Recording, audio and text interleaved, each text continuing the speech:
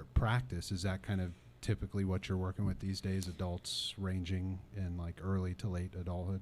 Yeah, so I always say like the niche that found me, because I'm not seeking these individuals, is I work a lot with females, typically in their mid to late 20s, struggling with anxiety, parenting issues, ADHD, bipolar disorder, OCD, and then like the issues of being a woman in the world.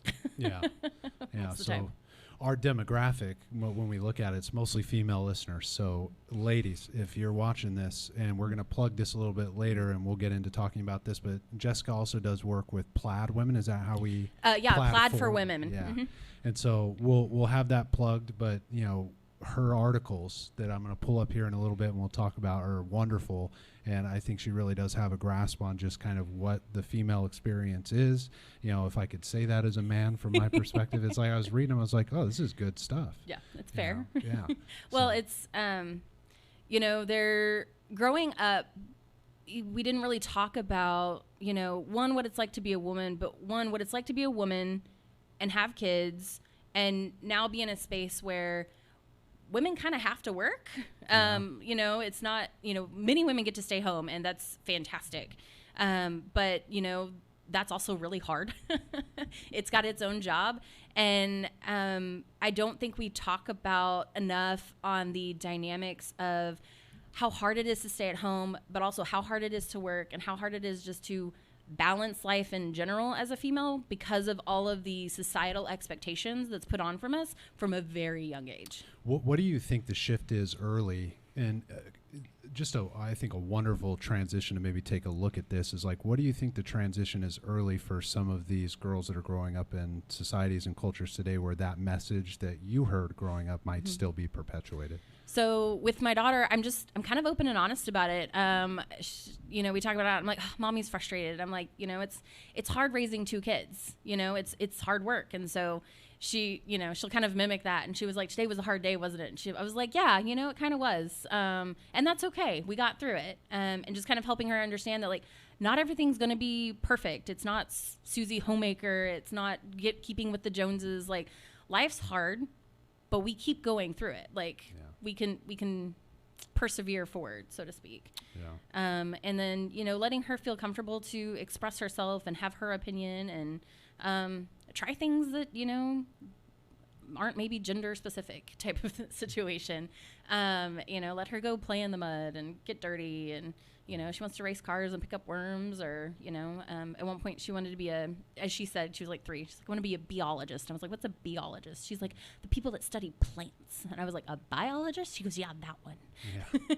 Nice. And then we wanted to be a hairstylist. And now we want to be, I think it's a ballerina. I don't know. We're really into Monster High right now. Like that's a thing, which for those of you that don't know, Monster High is a thing. It's great. I like it. It talks about diversity and stuff like that. But it's like a TV show, right? I think it's it started out as a cartoon and then Disney's grabbed it. Or no, is it Disney or Paramount?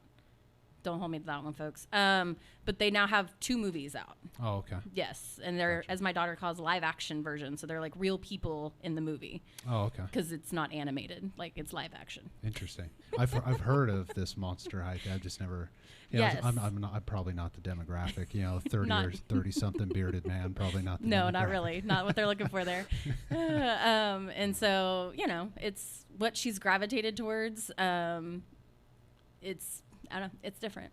Yeah, you know, and I think you've put some of these things really simply, and I like that because there's a lot of convoluted information when it comes down to basic stuff. It's like, you know, when I think of my little sister, right, she is smarter, better educated, in her domains was a better athlete. You know, it's like she also played in the mud and would play with the boys growing up. You know, we didn't exclude her from anything. She's 5 years younger. And then somewhere, I think in the last 10 to 15 years, it started to get political in the landscapes around these discussions that are really just straightforward stuff where when you have a brother or a sister, you know, the lines are blurred. You know, you can identify with whatever you want to do and you're going to be better than each other at certain things. And that's just the way it is. Amen. You know? Yes. Yeah. I'm the oldest of 5 and the only girl. So I have 4 younger brothers. And being the oldest, you know, there's always certain privileges, right? Like you get to stay up later, you get to do all the fun things. Sure. But I'll never forget, we hit high school and I was like, hey, you know, I'm going to go hang out with some friends. And my dad was like, well, you have to be home at 10. I was like, what time does John have to be home? Well, midnight. Why do I have to be home at 10 and he gets to be home at midnight? Like, I'll be home when John's home. Yeah. So, you know, just kind of being aware of not creating those double standards, you know, equal is not fair, that kind of thing. Yeah, you know, what is it? Or fair is not equal. Sorry, let me backtrack that. Yeah, I try not to take too hard of a stance on these kind of things. And Gabe and I have had some difficult conversations where we just hash some stuff out and saw from different perspectives. And, you know, it's like on the equality thing, it's like, you know, it doesn't need to be complicated. No. And when it does become complicated is the political realms. Oh, yeah. When people, you know, put the front-facing camera and get irritated about it versus just having a conversation like you're having, education from your perspective. And thankfully, we live in a day and age where we can just listen and hear each other. And that, Gabe, right, your perspective on this as well, I don't want to speak for you, is just being heard, right? Mm-hmm. Yeah, I mean, it's simply just that. It's being able to listen while also, like, taking in the information. I think a lot of times, like, people will hear you but not really taking it in. Yeah.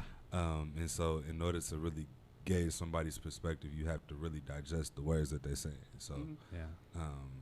yeah.